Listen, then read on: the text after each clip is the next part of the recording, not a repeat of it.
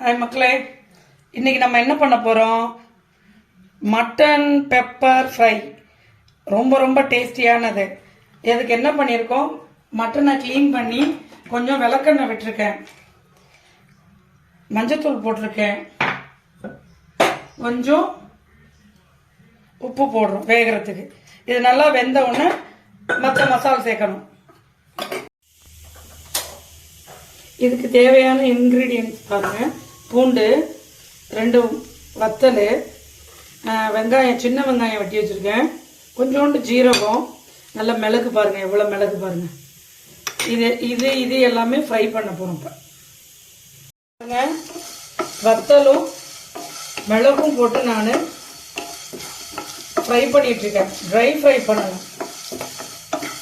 எண்ணெய் ஊற்றாமல் ஃப்ரை பண்ணுறப்போ தான் நல்லாயிருக்கும்.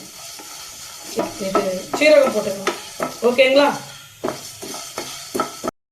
மிளகு ஃப்ரை ஆயிடுச்சுங்க. இப்போ சீரகம் போடுறோம். நல்லெண்ணெய் ஊற்றுறோங்க. ஃப்ரை பண்ணுற அளவுக்கு ஊற்றுனா போதும்.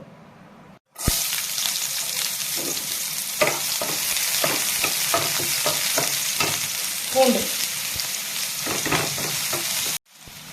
பாருங்க. இப்போ வேக வச்சிருக்க கறியும் தண்ணியோட போடணும். வத்த வைக்கணும்.